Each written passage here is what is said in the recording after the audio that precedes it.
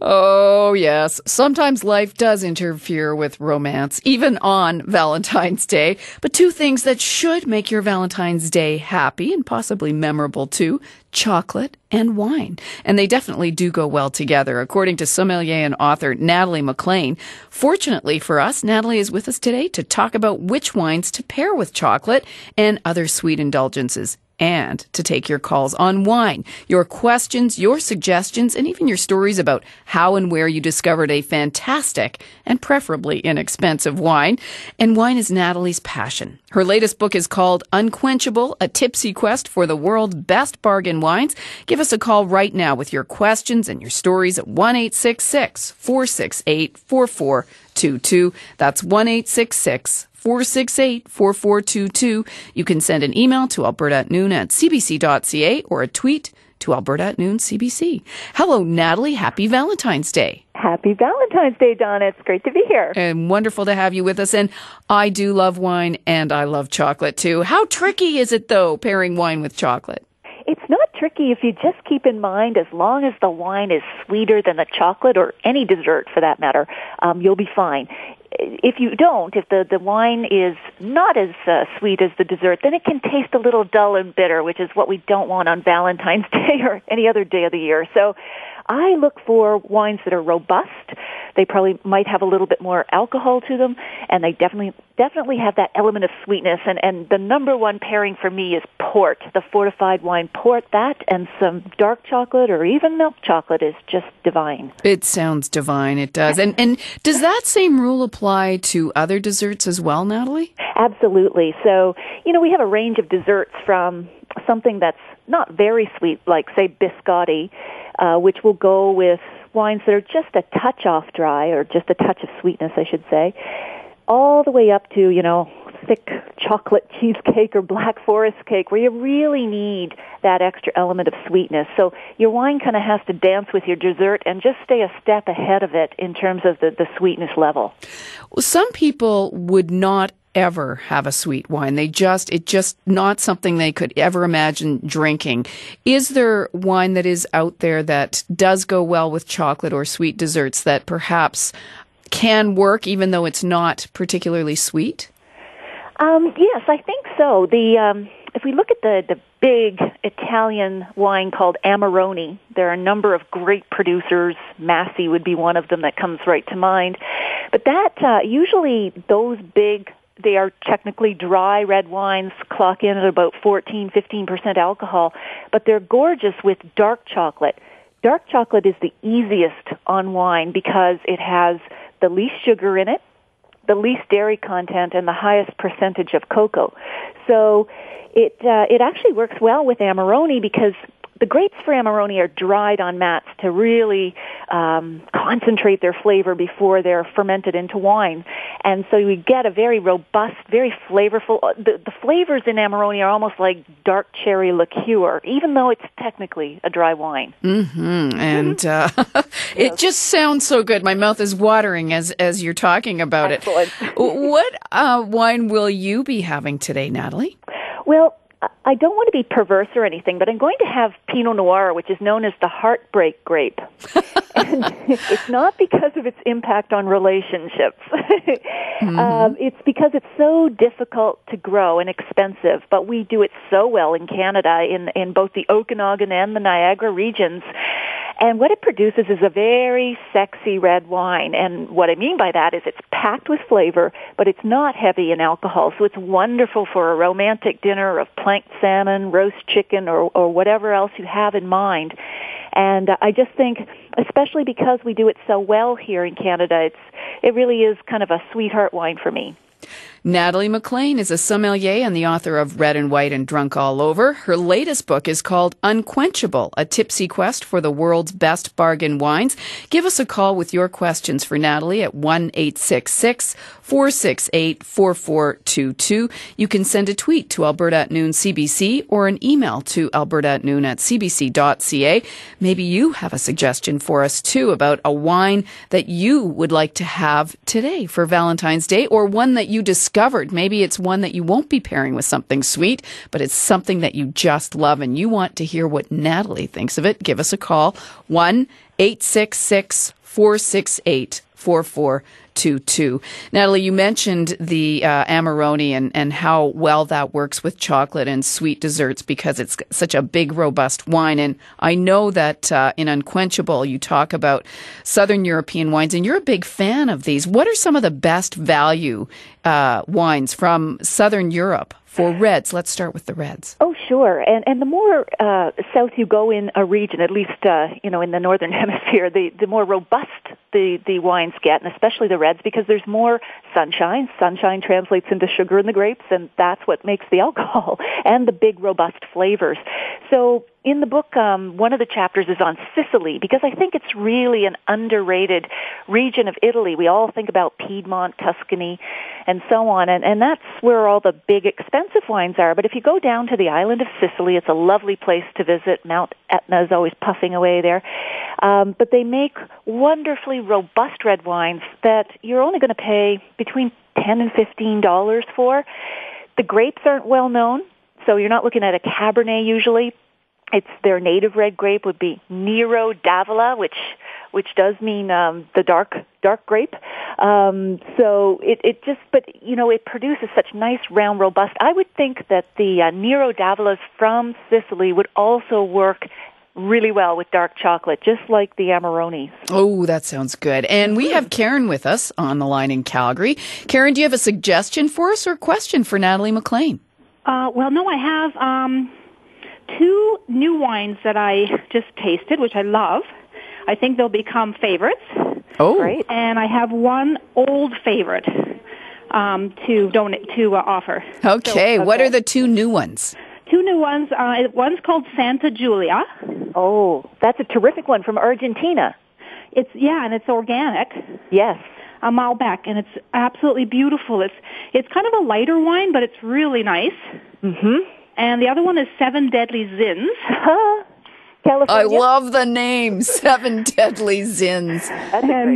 So some of the zins on there are gluttony, lust, wrath, vanity, greed, envy, and sloth. So a lot of fun.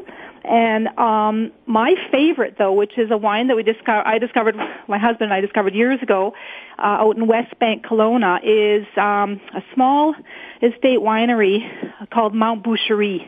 Oh, yes. And they do a great Pinot Noir there at Mount Boucherie. Yeah, it's a beautiful, I don't really have a favorite of theirs. I like them all. And I just like it because it's a nice full body red. Ah, that's terrific.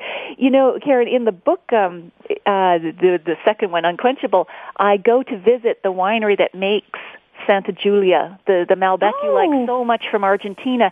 It's the Zuccardi family winery, and we actually have an asado, an outdoor traditional Argentine barbecue, and we pair some of their wonderful steaks there with the Santa Giulia, and it was just a combination to die for. Well, it sounds great. And Karen, where was the Seven Deadly Zins from? That's California, I believe. Okay. Because it's a Zinfandel, which is a nice, robust red wine, classic flagship California. California. Yeah. It's a terrific one, and it's widely available in liquor stores. And you said the Mount Boucherie wine was from the Okanagan? Yeah, it's just in West Bank. It's near Quailgate and what's the other famous one there? The large one. Oh, Mission Hill? Mission Hill. Yes. So it's in the same area there.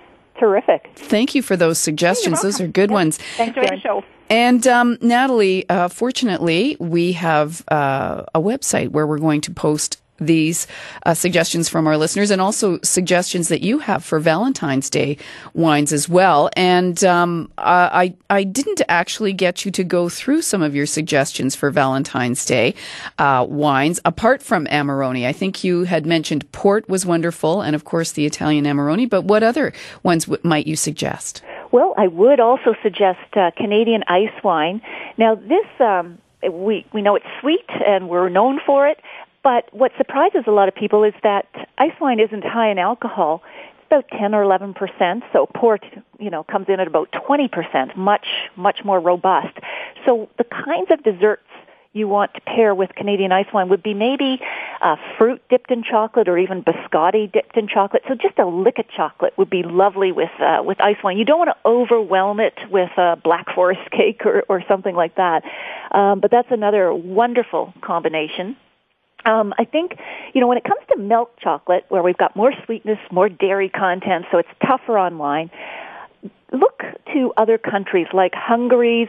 Hungary makes a wonderful sweet dessert wine called Tokai, and you'll find it in most liquor stores as well. Tokai has a buttery richness, very velvety apricot goodness, just ripples out, and it's wonderful with the milk chocolate. Ooh, that sounds good. I'm in conversation with Natalie McLean. She's a sommelier and the author of Unquenchable, a tipsy quest for the world's best bargain wines. And we will post Natalie's suggestions and links to her website on ours after the show. And also some of the suggestions from our listeners, like Karen, who recommended Santa Julia, the Malbec from Argentina, the Seven Deadly Zins from California, the Zinfandel, and wines from Mount Boucherie Winery in Okanagan. 1-866-468-4422 is our toll-free number if you have a suggestion or a question for Natalie McLean. And just before we get to our next listener, Natalie, what was the price range of the Santa Julia and the other two recommendations from Karen? They're actually pretty incredible. The Santa Julia is about $14, and it's a gorgeous, well-made wine, full-bodied, smooth, almost like Merlot. And it's organic, as Karen mentioned, so that's a bonus for a lot of people. And then the Seven Deadly Zins would be about $17, $18 at the most, very reasonable as well. And then the Mount Boucherie, it would depend on which wine you were looking at. Pinot Noirs are more expensive, but again, not out of price range. So I'd say maybe, now I'm guessing a little bit here, but more the $20 to $25 range for a Pinot Noir, depending on which one it is, because, they'll do their entry level and their reserve and that kind of thing. Okay. 1-866-468-4422. Our email address is alberta@noon@cbc.ca, and we are on Twitter, alberta@noon.cbc. And Lucy has emailed a question for us. She wants to know what a good wine is to go with a lemon tart, which she says she is treating herself to for dessert tonight for Valentine's Day. How nice, Lucy. I'm thinking ice wine because it's not heavy, it's not, rich chocolate. It's got that lemony citrus flavor in it that ice wine can handle. Ice wine, especially Riesling-based ice wine, when it's made from Riesling grapes, has the acidity, because you want to match the acidity in the dessert, but it also is just so full of the lemony lime citrus flavors. I think that would be a great combination. Okay, there you go, Lucy. And we have a recommendation from, actually it's not a recommendation, it's a question from Robert, who wants to know what is your favorite red wine to pair with lamb chops, because that's what he's having tonight. Oh, everybody's making me so hungry. Now, for lamb, I would go one of two ways, depending on how much structure you like in your life and in your glass.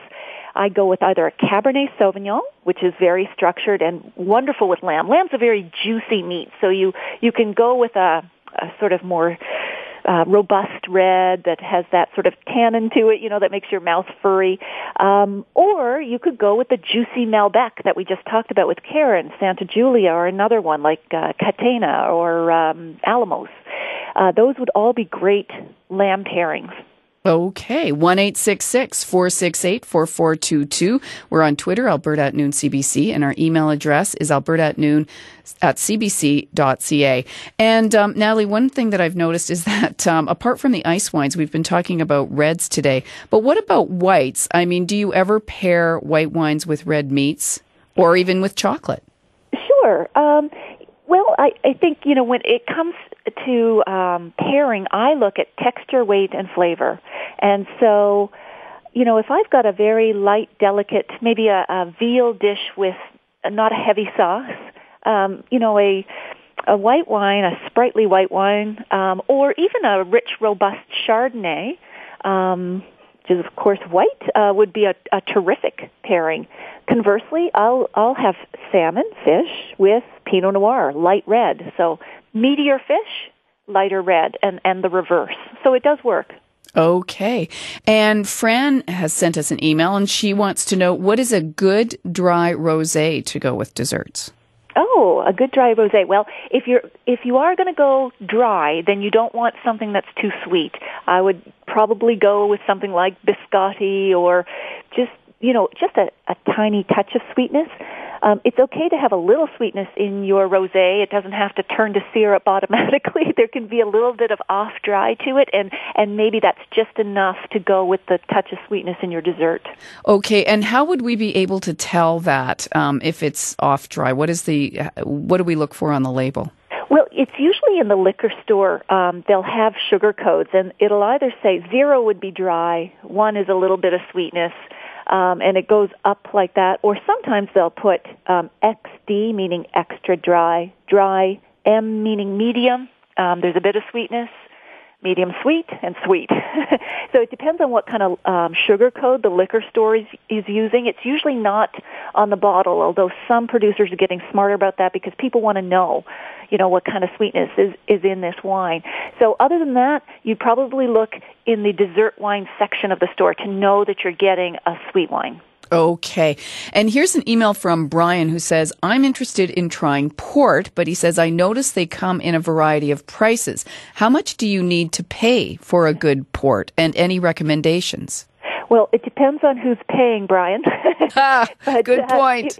Yeah, but you don't need to pay a lot to get a great port these days. So it depends on what style of port you like. There's a range of styles, but the two really most popular are tawny. Tawny port tastes like almonds and caramel and toffee, and it's lovely. And it goes with praline desserts and ganache and all kinds of things. And then there's vintage port, which will always have a date on the bottle. It's a vintage year. And it has sort of deeper, plummier, blackberry preserve kind of flavors. So you decide which kind of style you like first. And then within those categories, you can start at, as low sometimes as $15 to $20, because this is a dessert wine, so you only need a couple of ounces per glass, not a whole glass full, and it will last because the sugar and the alcohol is a preservative, so your bottle will keep. So you keep that in mind for the price. You aren't going to down it all usually in one dinner. Okay, and does it keep well? It does, because it's a fortified wine, meaning it's got higher alcohol, sugar, sweetness, and so on. Those are all preservatives, and if Brian is looking for specific port suggestions, I do have them on NatalieMcLean.com, and I think I've sent you one too, Donna. What was that, Natalie? I think I've sent you a port suggestion as well. I've put yes. 10 favorite ports on NatalieMcLean.com, but I've also got more pairings on your website, Donna. Yes, I do. And there's the Nieport Port Ruby and the Wars Vintage Port. I'm going to list all of those right after the show today for people to take a look at. And I have one more email from Anna here for you, Natalie. And Anna writes, what about mead? She says, that seems like it would be fun to try. And I think there's actually mead produced here in Alberta. That would be wonderful. I'm glad Anna brought that up, because mead, honey-based wine would be wonderful, I think, with milk chocolate or anything that's got a buttery richness to it, like a pudding dessert or something like that. I want to try that. Thank you, Anna, for the suggestion. That is a great suggestion, and I understand that we actually produce it in Okotoks, or just south of Calgary here in Alberta, which is wonderful. Thank you so much, Anna, for that suggestion, and obviously a good one for Valentine's Day. And Natalie, it is such a pleasure to have you with us on this day and any other. I raise my glass to you. I hope you have a wonderful Valentine's Day, Donna. Thank you, and happy Valentine's Day to you, Natalie, and I look forward to our next conversation. Terrific. Cheers. Thank you.